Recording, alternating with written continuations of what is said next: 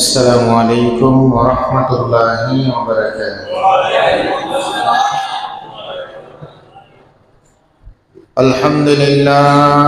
الحمد لله نحمده ونستعينه ونستغفره ونؤمن به ونتوكل عليه ونعوذ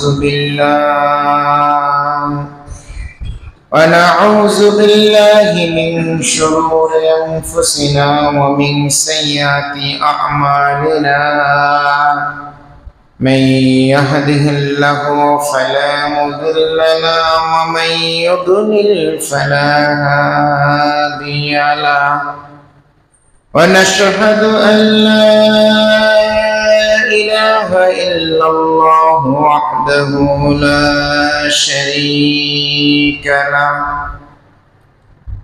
ونشهد أن سيدنا ونبينا وشفيعنا وحبيبنا وطبيبنا وطبيب قلوبنا وطبيب أرواحنا ومولانا محمدا عبده ورسوله الذي أرسله بالحق بشيرا ونذيرا وداعيا إلى الله بإذنه وسراجا وقمرا منيرا.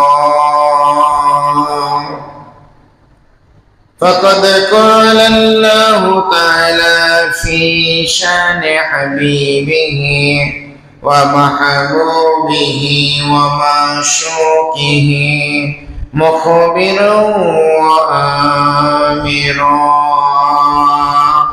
إن الله وملائكته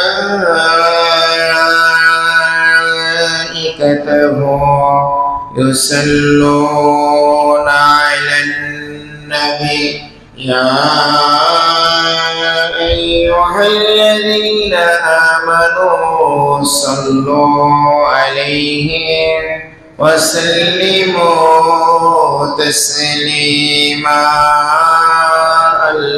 اللهم صل على سيدنا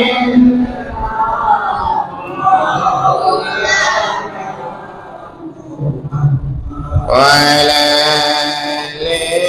آل سيدنا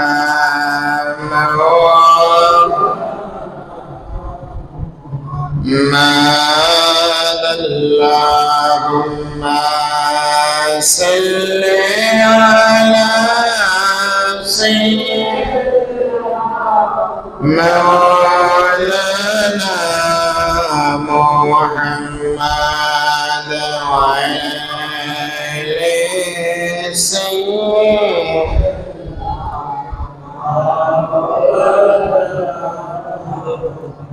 لا إله إلا الله، لا إله إلا الله، لا إله إلا الله،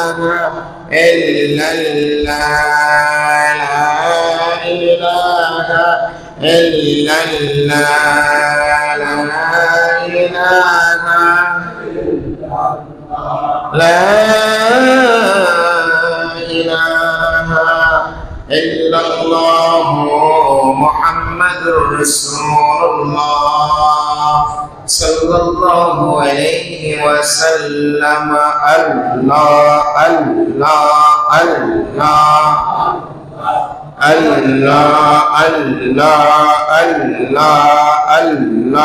الله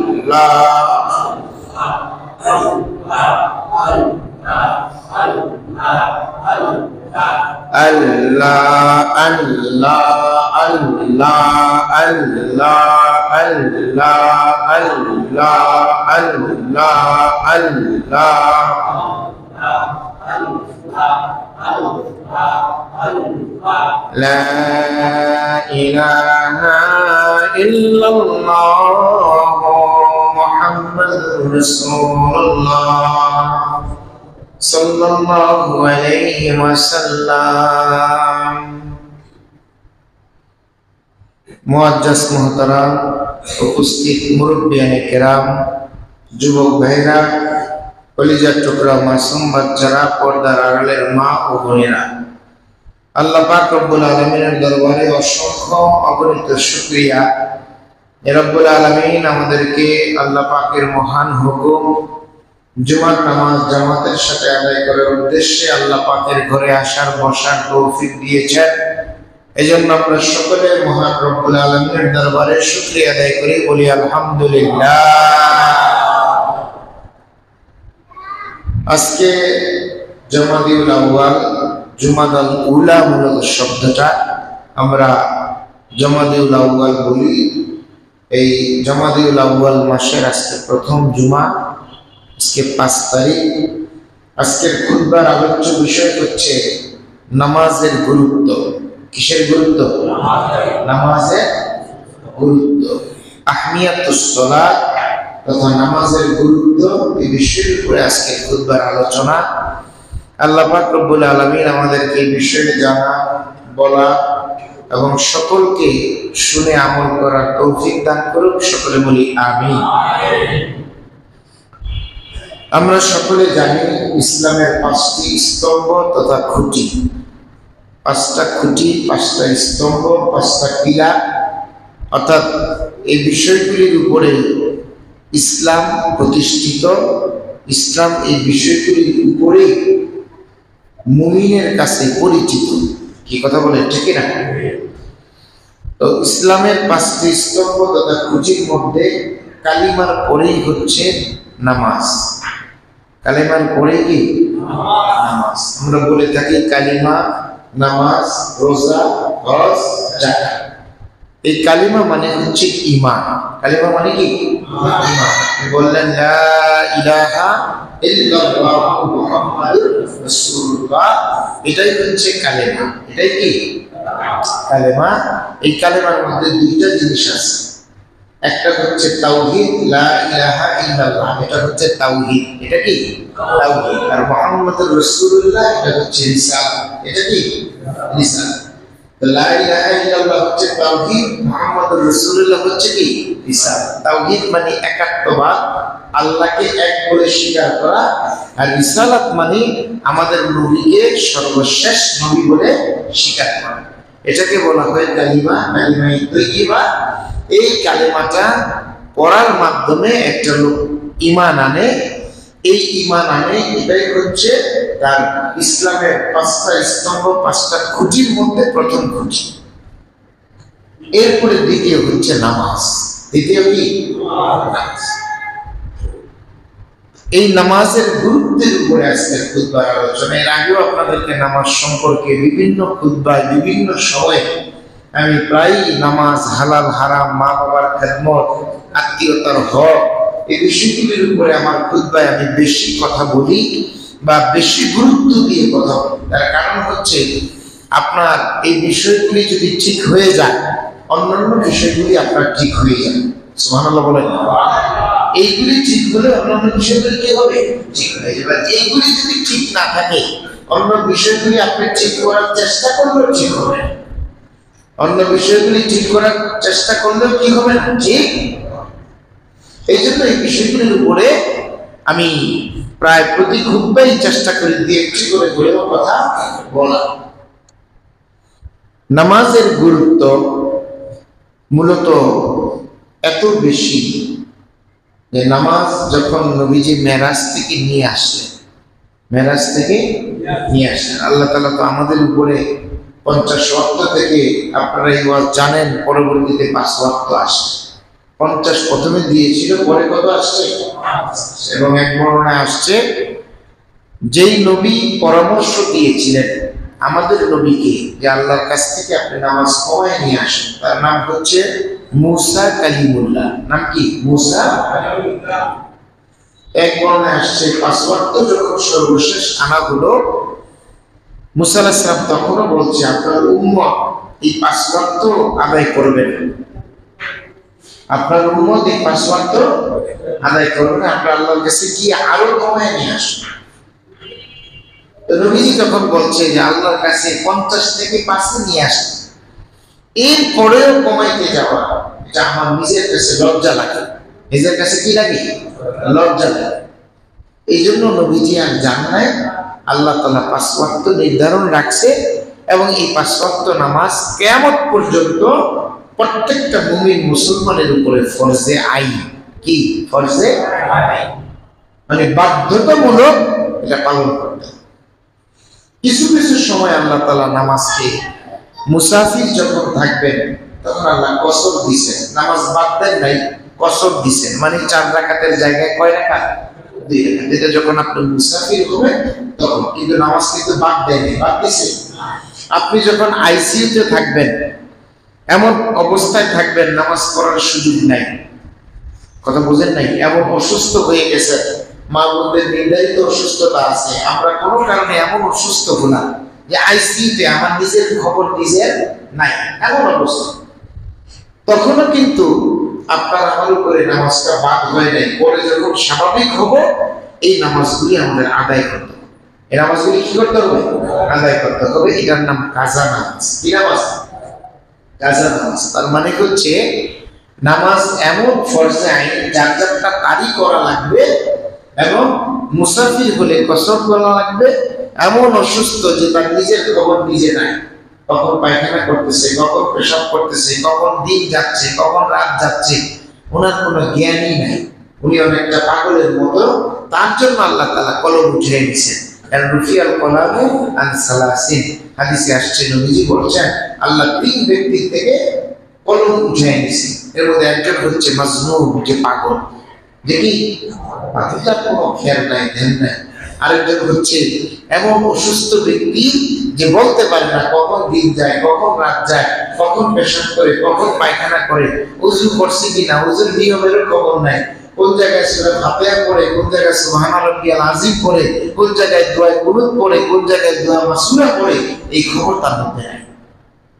এমন অসুস্থ, কথা বুঝতেছে? গ্যাস্ট্রিকের অসুস্থ না, একটু কাশি দিছে অসুস্থ না, হালকা পাতলা জ্বর হয়েছে, হালকা পাতলা বৃষ্টি হয়েছে, এমন অসুস্থ না। আমি কি কথা বুঝাইতে পারতেছি আপনাদের? এমন অসুস্থ।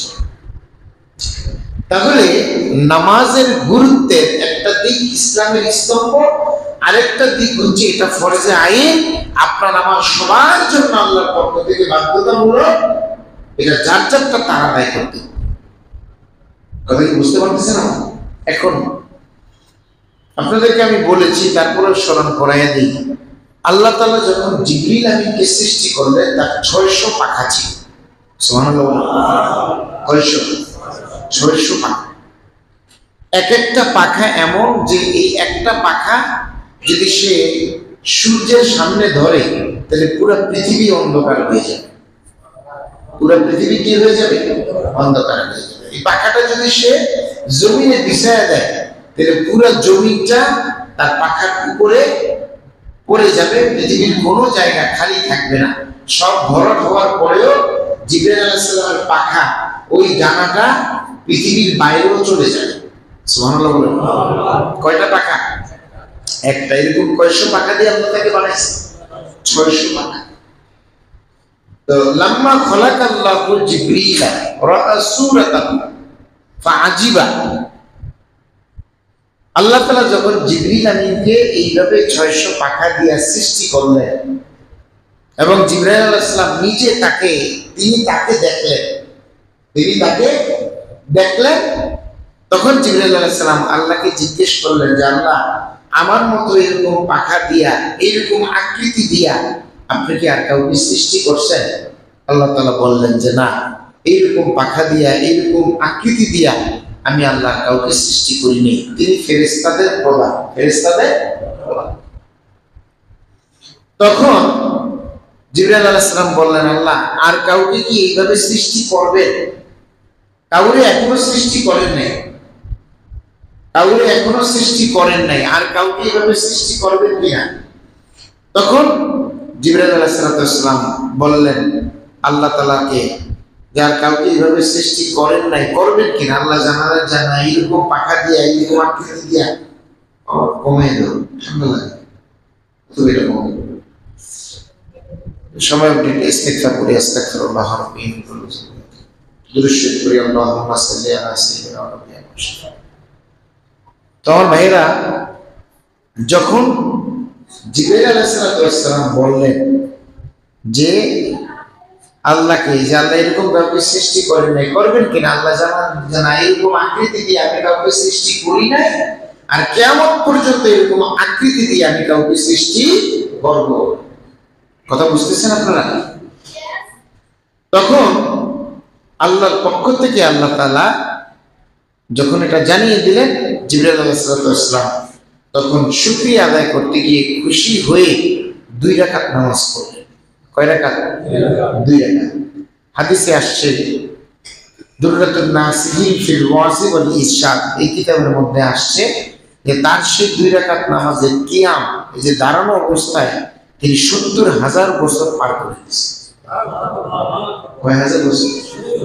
70,000 বছর দাঁড়ানো অবস্থায় পার করেছেন। শুধু দাঁড়ায় ছিল? কথা বলেন না, শুধু দাঁড়ায় ছিল না, তিনি অবশ্যই আল্লাহ পাকের তাসবিহ পাঠ করছেন। রুকুতে যখন গেলেন 70,000 বছর, রুকু থেকে যখন দাঁড়াইছে 70,000 বছর, সেজদায় গেছে 70,000 বছর, এক সেজদা দিয়া বসছে 70,000 বছর, আবার দ্বিতীয় সেজদায় গেছে। এইভাবে প্রতিটা ধাপে 70,000 বছর করে পার করে জিবরাইল আলাইহিস সালাম 2 রাকাত নামাজ পড়ছে। বলেন না সুবহানাল্লাহ। কয় রাকাত? লাম্মা তাম্মাতিস সালাত, যখন সে নামাজ শেষ করছে, সাআলাল্লাহ, আল্লাহকে জিজ্ঞেস করছে যে আল্লাহ, আমি 2 রাকাত নামাজ যেইভাবে পড়ছি আপনি দেখছেন, আমার নামাজে একবারও মনোযোগ নামাজের বাইরে যায় না, আমার নামাজে কোনো একটা জায়গায় আমি অন্য ধ্যান খেলে যাই নাই, প্রত্যেকটা মুহূর্তে এই একটা না, এই এত দীর্ঘ হাজার হাজার বছর পার হয়েছে, রব্বুল আলামিন আমার এই নামাজে আপনি খুশি কিনা? সুবহানাল্লাহ বলেন। নামাজটা পড়ছে কার খুশির জন্য? আল্লাহ খুশির জন্য। আল্লাহ আমার এই নামাজে আপনি খুশি কিনা? আল্লাহ পাক রব্বুল আলামিন জানালেন জিবরিল, আমি তোমার এই নামাজে আমি খুশি। আল্লাহ, এইরকম ভাবে নামাজ কেউ কোনোদিন পড়ছে? আল্লাহ কয় না, এরকম নামাজ কেউ কোনোদিন পড়েনি। আল্লাহ, কিয়ামত পর্যন্ত এরকম নামাজ কেউ পড়বে? আল্লাহ জানালেন, আমি কাউকে এত হায়াতি দিব না। তুমি যে অবস্থায় দাঁড়ায় আছিলা 70,000 বছর, আমি এরকম হায়াতি কেউরে দিব না। নামাজ পড়বে যেভাবে দূরের কথা, হায়াত তো পাইতে হবে। কি কথা বলছে কিনা? এরকম হায়াতি আমি কিয়ামত পর্যন্ত কাউকে দিব না। অতএব কিয়ামত পর্যন্ত কেউ এইভাবে নামাজ পড়ার কোনো সুযোগই পাবে না। কথা কি বুঝতে পারতেছি? তখন জিবরাইল আলাইহিস সালাম আল্লাহকে বললেন, আল্লাহ, তাহলে তো আপনার সৃষ্টির মধ্যে সর্বশ্রেষ্ঠ নামাজ আমি পড়ছি, কারণ অতীতে কেউ করে নাই, আর কিয়ামত পর্যন্ত কেউ করতে পারবে না। কথা বুঝতে পারতেছেন?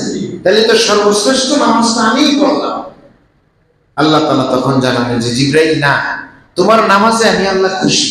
তোমার মতো নামাজ কেউ করে নাই, কিয়ামত পর্যন্ত এইরকম নামাজ কেউ আদায় করতে পারবে না। তবে তবে তোমার নামাজের চাইতেও শ্রেষ্ঠ নামাজ পড়বে এরকম বান্দা আমি আল্লাহর আছি। বলেন না সুবহানাল্লাহ। জিবরাইল আলাইহিস সালাম বললেন, আল্লাহ, তারা কারা আর তাদের নামাজটা কেমন হবে? আল্লাহ জানালেন, তারা হচ্ছে আমার আখিরি জামানার নবীর উম্মত, কুনতুম খায়রা উম্মতি। সুবহানাল্লাহ বলেন। আল্লাহ বলছে, তোমরা হলে কি শ্রেষ্ঠ উম্মত, তোমরা কি শ্রেষ্ঠ উম্মত। সব আদম আলাইহিস সালাম থেকে শুরু করে কিয়ামত পর্যন্ত যত নবী আসবে, যত নবীর উম্মত আসবে, তার মধ্যে শ্রেষ্ঠ উম্মত হচ্ছে আমরা। এই ঘোষণা কার? কথা বলেন, এই ঘোষণা কার? আল্লাহ তাআলা জানালেন যে আখিরি জামানার নবীর উম্মতেরা, ওই তারা যে নামাজ পড়বে, এই নামাজটা হবে শ্রেষ্ঠ নামাজ। জিবরিল আমিন জিজ্ঞেস করলেন, আল্লাহ, তাদের নামাজের মধ্যে এমন কি আছে তাদের নামাজটা যে আমার নামাজের চেয়ে শ্রেষ্ঠ হবে? কি আছে? আল্লাহ বললেন, তারা যে নামাজ পড়বে সেই নামাজ অল্প সময় পড়বে, নামাজে মাঝে মাঝে মনোযোগ হারাইয়া ফেলবে, কিন্তু তারপরেও আমি আল্লাহর কাছে তোমার এই যে নামাজ, যে নামাজ এত দীর্ঘ সময় নিয়ে, এত মনোযোগ নিয়ে, এক মুহূর্তের জন্য মনোযোগ বিচ্ছিন্ন হয় নাই, তুমি পড়লা, তারপরে তোমার নামাজের কাছে তোমার নামাজের চাইতে আমি আল্লাহর কাছে আখিরি জামানার নবীর উম্মতের 2 রাকাত নামাজ অল্প সময়ে কম মনোযোগে তারা পড়বে, ওই 2 রাকাত নামাজ তুমি জিবরিল আমিনের নামাজের চাইতে আমি আল্লাহর কাছে শ্রেষ্ঠ নামাজ। জিবরিল আলাইহিস সালাম বললেন, আল্লাহ কারণটা কি? আল্লাহ জানেন কারণ, তুমি নামাজ পড়ছো তোমার ইচ্ছা, তুমি নামাজ পড়ছো তোমার, আর তারা নামাজ পড়বে আমি আল্লাহর হুকুমে, আমি আল্লাহর ইচ্ছা। বলেন না সুবহানাল্লাহ। এই কারণে তোমার নামাজের চাইতে আমি আল্লাহর কাছে তাদের নামাজটা হলো শ্রেষ্ঠ। জিবরিল আলাইহিস সালাম বললেন, আল্লাহ তাহলে আমার নামাজের চেয়ে আপনি বেশি খুশি হবে তাদের নামাজে? আল্লাহ জানালেন হ্যাঁ।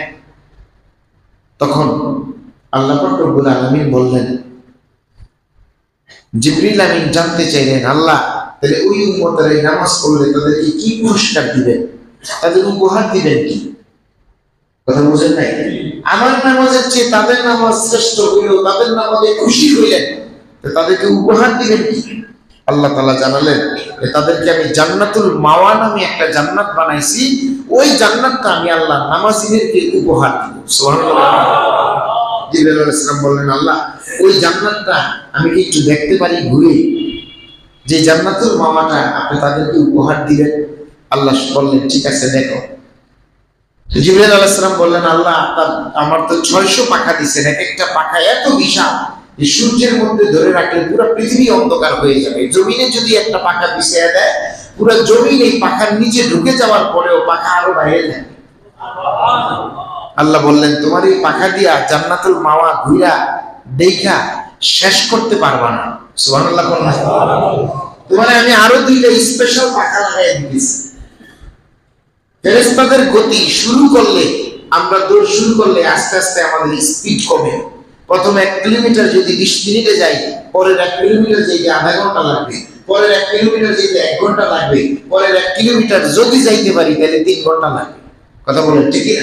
তার মানে আমাদের গতি আস্তে আস্তে কি মাঝখানে পানি খাইতে হয়, বিশ্রাম নিতে হয়, শ্বাস নিতে হয়, আছে না নাই? কত কিছু আছে। কিন্তু ফেরেশতাদের এমন কিছু নাই, তারা যত গতি শুরু করে সামনে তাদের আরো গতি লাগে।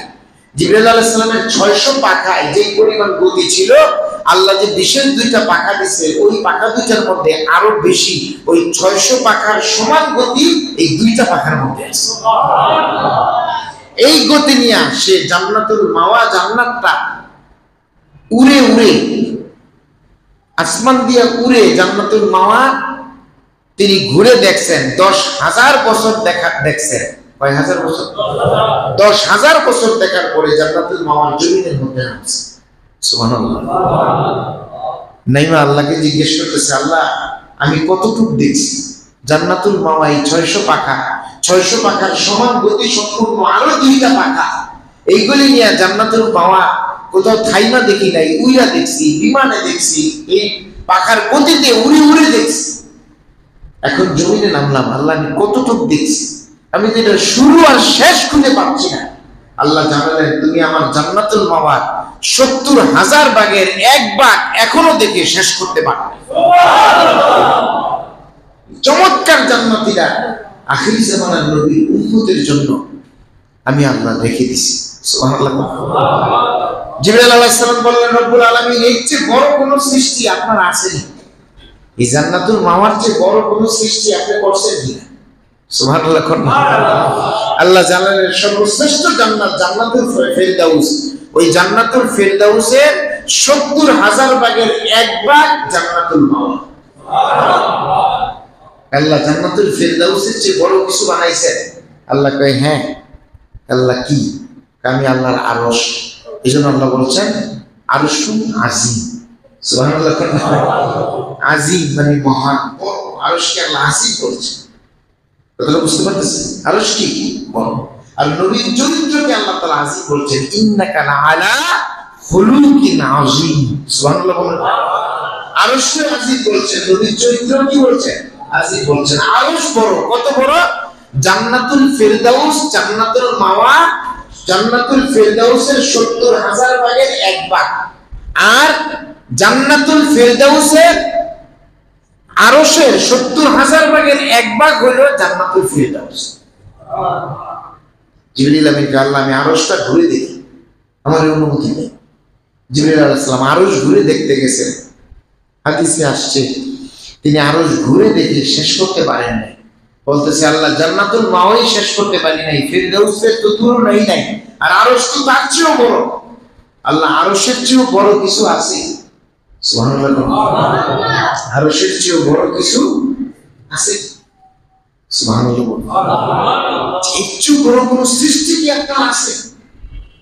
আল্লাহ পাক রব্বুল আলামিন পবিত্র কোরআনুল কারীমের মধ্যে বলছেন আল্লাযীনা ইয়াহমিলুনাল আরশা ওয়া মান হাওলাহু ইউসাব্বিহুনা বিহামদি রাব্বিহিম ওয়া ইউমিনুনা বিহি ওয়া ইস্তাগফিরুনা লিল্লাযীনা আমানু। সুবহানাল্লাহ। আল্লাহ বলছেন আমার ফেরেশতা যারা আরশ বহন করে আছে 8 জন। কয়জন? 8 জনের কাঁধের মধ্যে আরশ রাখছে। তাহলে ওই 8 জন কত বড়, তাদের কাঁধ কত বড়, এত বড় আরশ রাখছে। যখন জিবরিল আমিন মনে করলেন আরশ এত বিশাল এত বড়, আল্লাহ আরশের চেয়ে বড় কিছু আছে? আল্লাহ কোরআনে বলছেন আল্লাযীনা ইয়াহমিলুনাল আরশা ওয়া মান হাওলাহু। এই ওয়া মান হাওলাহু তাফসীরে আসছে যে আরশের চতুর্পাশে একটা সাপ আল্লাহ সৃষ্টি করেছে। এই সাপটা এত বিশাল যে পুরো আরশটাকে পেঁচ দিয়া সাপের মাথাটা আরশের উপরে উঠে রাখছে, লেজও বাইরে আছে, মাথা থেকেও কিছু অংশ বাইরে আছে। বলেন না সুবহানাল্লাহ। ওই সাপটা আরশের চাইতেও বড়। সাপটা আরশের চাইতেও কি? এই জন্য আল্লাহ বলছেন ওমান হাওলাহু ইউসাব্বিহুনা বিহামদি রাব্বিহিম। যেই ফেরেশতারা আরশ বহন করে আছে তারা মনে করছে আরশ বিশাল, আমরা 8 জন আরশ ধরে রাখছি, এর চেয়ে বড় কিছু নাই। জিবরিল আমিন মনে করছে এর চেয়ে বড় কিছু নাই। তখন সাথে সাথে সাপ যখন এসে পুরো আরশটাকে পেঁচ দিছে, ফেরেশতারা আল্লাহর তাসবিহ করা শুরু করছে যে আল্লাহ আপনি এত মহান। আরশের চেয়েও বড় একটা সাপ, এই সাপটা আরশের পেঁচ দেওয়ার পরেও মাথার লেজ এখনো বাইরে আছে। মানে আরশ যদি আরো বড় হয় ওইটারে লেজ দিয়ে আর মাথার অংশ দিয়ে আবারও পেঁচ দিতে পারবে। বলেন না সুবহানাল্লাহ। বলতেছে ইউমিনুনা বিহি, আল্লাহ আমরা সবকিছুর উপরে ঈমান আনলাম। ওয়া ইস্তাগফিরুনা লিল্লাযীনা আমানু, আর যারা ঈমান আনছে তাদের জন্য আমরা আপনার কাছে ক্ষমা চাই। জিবরিল আমিন বললেন আল্লাহ এর চেয়ে বড় কিছু আছে? সাপের চেয়ে বড়? সূরা আনকাবুত যদি আপনি পড়েন, সূরা আনকাবুতের 45 নম্বর আয়াতের মধ্যে পাবেন আল্লাহ বলেছেন ওয়ালা যিকরুল্লাহি আকবার, আমি আল্লাহর জিকির হচ্ছে সবচেয়ে বড়। সুবহানাল্লাহ। আমি আল্লাহর জিকির হচ্ছে সবচেয়ে বড়। দুরাতুন নাসিমের মধ্যে পড়ে আরো বড় কি, আরো বড় কি, আরো বড় কি, এরকম অনেক জিনিসের নাম দিয়েছে। সেগুলি বললে আরো আধা ঘন্টা 20 মিনিট সময় লাগবে, সেটা বলা উদ্দেশ্য না। সবচেয়ে বড় কার জিকির? কথা বলে কার জিকির? এজন্য বলা হয়েছে কোন মানুষ যদি আল্লাহর কাছ থেকে কিছু ছিনায় আনতে চায়, আল্লাহর কাছ থেকে কিছু যদি নিশ্চিতভাবে আনতে চায়, আল্লাহর কাছে কোনো দোয়া যদি কবুল করাইতেই চায়, তাহলে সেই মানুষটা যাতে জিকির করে আর তাহাজ্জুদ পড়ে, আর তাহাজ্জুদের সময় জিকির করে। কারণ তাহাজ্জুদ পড়ে জিকির করে যদি আল্লাহর কাছে যায়, বান্দাকে আল্লাহ ওইটা না দিয়া পারে না। বলে সুবহানাল্লাহ। এজন্য আল্লাহর কাছে কিছু যদি চান, তাহাজ্জুদের সময় তাহাজ্জুদ পড়ে জিকির করে, তাহাজ্জুদ পড়ে আল্লাহকে ডাকতেই থাকবেন। ফজরের আযান আসসালাতু খায়রু মিনান নাওম এই শব্দ আপনার কানে আসা পর্যন্ত তাহাজ্জুদ 2 রাকাত করে 4 রাকাত পড়েন, সর্বোত্তম 2 রাকাত করে 8 রাকাত পড়েন, করে আল্লাহ আল্লাহ বলে আল্লাহকে ডাকতেই থাকবেন। আপনার চোখ, আপনার কান, আপনার মুখ অন্য কোনো দিকে যাবে না। কান মনে হয় যেন এই শব্দ আল্লাহ আল্লাহ শুনতে থাকবে। চক্ষু বন্ধ করে, চোখ বন্ধ করে আল্লাহ আল্লাহ জিকির করতে থাকবেন। তাহাজ্জুদ করে জিকির করে এইভাবে প্রতি রাত্রে যদি আল্লাহর কাছে চাইতেই থাকেন, আপনার সেই চাওয়াটা যদি হালাল হয়, জায়েজ হয়, কোরআন হাদিসের বিপরীতে না যায়, আপনার জন্য ধ্বংসের কারণ না হয়, অবশ্যই আল্লাহ আপনাকে সেটা দিয়ে দিবে। বান্দা চাইতে জানে না, আল্লাহ দিতে জানে। কথা বলেন ঠিক না? আল্লাহ বলছেন মুজিবু দাওয়াতাদ দাঈ ইযা দাআনি, বান্দা যদি আমারে ডাকে আমি আল্লাহ তার ডাকে সাড়া। আমরা চাইতে পারি না, আল্লাহ দেওয়ার জন্য বিকুল, আল্লাহর কাছে অভাব নাই। আপনি নেওয়ার পরে আল্লাহর কমবে না। হাদিসে আসছে সাহাবায়ে কেরাম জিজ্ঞেস করছেন রাসূল আল্লাহর কাছে আমরা চাই আল্লাহ দিয়ে দেয়, আল্লাহর ভান্ডার কি খালি হয়? নবীজি বলছেন আল্লাহ দেওয়ার পরে ওই ভান্ডার 70 গুণ আরো বেড়ে যায়। আল্লাহ আপনাকে 70,000 দিলে আল্লাহর কাছে আরো এরকম 70 গুণন 70,000 ওই পরিমাণ আরো বেড়ে যায়। এটা আল্লাহর কুদরত, এটা আল্লাহর ক্ষমতা। বলেন সুবহানাল্লাহ। কাজে আপনাদের দিলে আরো বাড়ে, ভান্ডার আরো বাড়ে। আল্লাহর ভান্ডারে কোনো কমতি সুবহানাল্লাহ বলেন না। আমার ভাইয়েরা, 2 রাকাত নামাজ উম্মতে মুহাম্মদী পড়লে এত বড় পুরস্কার দিবেন কে? কথা বলেন না কে? কিন্তু আমরা নামাজ পড়ি, কথা কয় না, পড়ি না, কই তো লজ্জা লাগে। লজ্জা লাগলে তো লাভ নাই, নামাজ না পড়লে লজ্জা হওয়া দরকার। বেটায় সুদ খায় লজ্জা লাগে না, নামাজ পড়ে না, লজ্জা দূর থেকে লাগবো। কথা কোন ঠিক? সুদ খায় লজ্জা নাই, এই লোকে নামাজ না পড়লে লজ্জা লাগবো। ঘুষ খায় লজ্জা নাই, এই লোকে নামাজ না পড়লে লজ্জা লাগবো। দোকানে বসা, ব্যবসায় বসা বাটপাড়ি করে মিথ্যা কথা কয়, আত্মীয় স্বজনের হক মেরে খায়, আত্মীয় স্বজনের জমি নিজের কাগজপত্র 2 নাম্বারই করে খায়, বিচারে গিয়া পয়সা খায়, এই লোকের কি লজ্জা নামাজ না করার কারণে লাগবে? কিচ্ছু লাগবে না। কেন? কারণ ভিতরের ঈমান তো পড়ে গেছে। ঈমানটা কি পড়ে গেছে।